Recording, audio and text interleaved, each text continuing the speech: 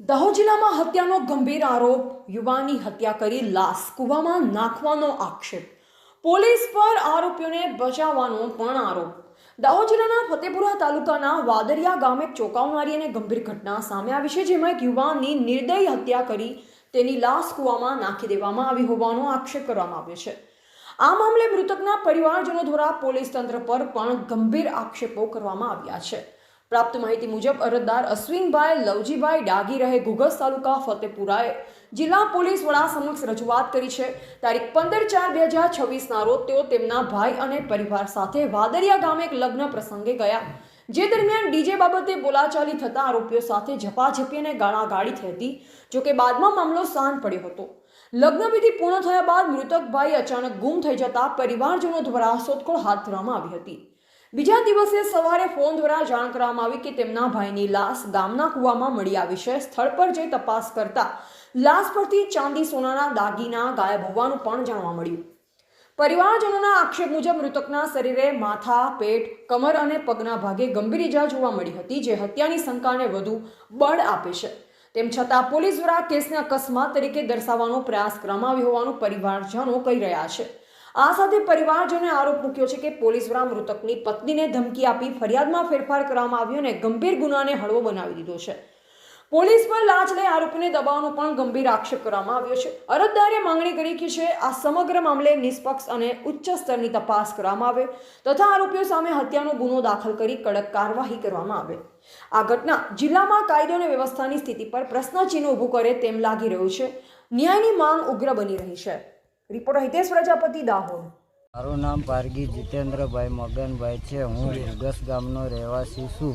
મને અમારા ઘુઘસ ગામના વતની મુકેશભાઈ જે મરણ પામેલ છે તે દેવરાઈ ફળિયામાં રહે છે અને મને સાંજે 5 વાગ્યે ફોન આવેલો કે અમારો ભાઈ મળે આવેલ નથી અને વાંદરિયા લગ્નમાં ગયો હતો તો ત્યાં ખોવાઈ ગયો છે, તો આપણે ફરિયાદ આપવા જવાનું છે।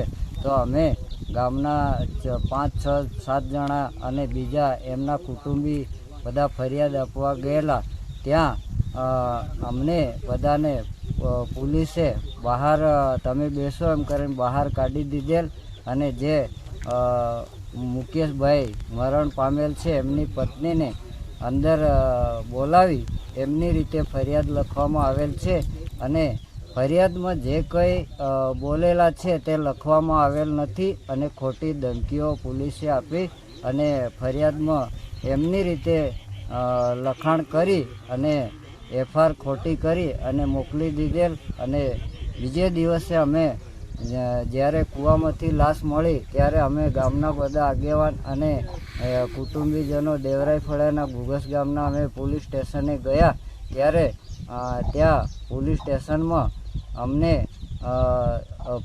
તે સુશીલાબેન છે એમને બોલાવો એમ કરીને એમની રીતે બૈરી બોલી અને એ બોલશે એ જ લખાશે એમ કરીને અમને બહાર બેસાડેલ અને ખોટી એમની રીતે ફરિયાદ લઈ લીધેલ અને આ કેસમાં ખોટું કરવામાં આવેલું છે અને જે એમના મુકેશને વાગેલું હતું એ અમે જોયું।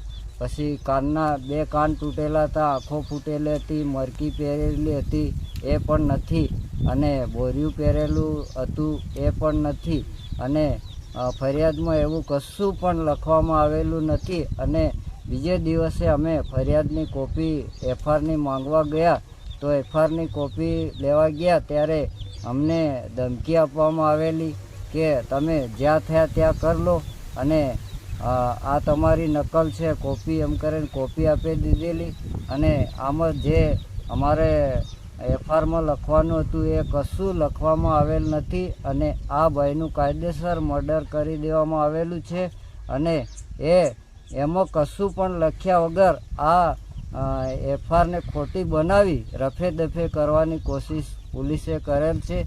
તેથી અમારા ગામના આ ગરીબ માણસને સાચો ન્યાય મળે એવી અમારી માંગ છે અને અમારા ગામના આ જે કંઈ માણસોએ મારી નાખ્યો છે એને જેલમાં મૂકવામાં આવે અને અમારા ગામના આ ગરીબ માણસને હાસો ન્યાય મળે એવી અમારી માંગ છે.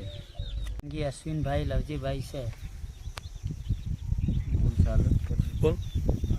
આશરે તારીખ 15/4/2026 ના રોજ અમારા વાંદરિયા ગામે મારા ભાઈ જોડે ડીજેમાં ઝઘડો થયો. ત્યારબાદ અમે લોકો અમારા ભાઈ ડાંગી મુકેશભાઈ લવજીભાઈ ને શોધખોળ કરી તે જગ્યાએ મળ્યો નહીં. ત્યારબાદ અમે લોકો ઘરે હશે એમ કરી અમે ઘરે ગયા તો એ ઘરે આવેલો નથી.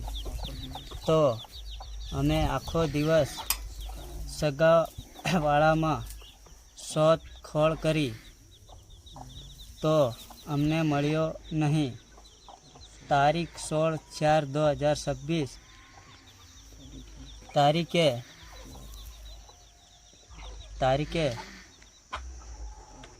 તપાસ કરી આખો દિવસ પણ મળ્યો નહીં.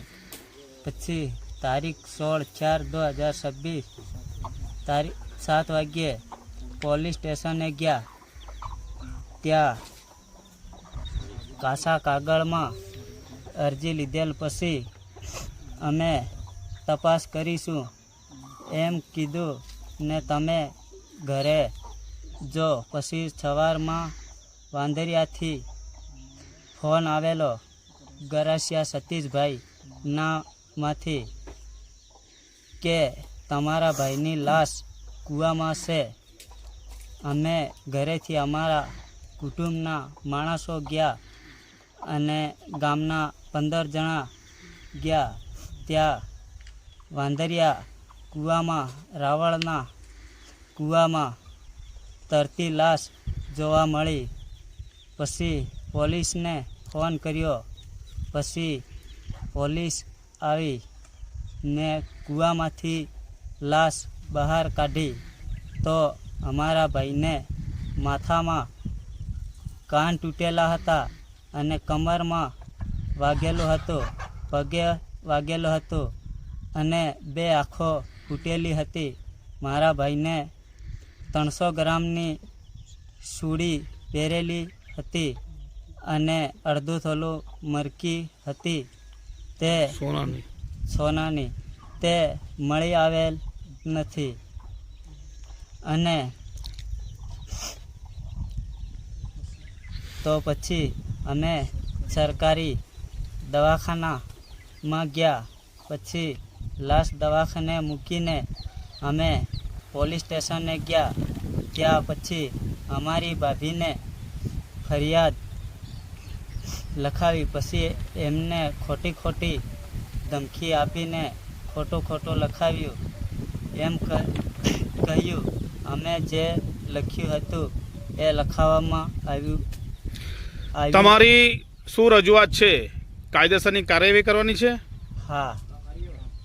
કાયદેસર સામેવાળા પક્ષને કાયદેસરની કાર્યવાહી કરે એવું તમારું કહેવું છે? હા.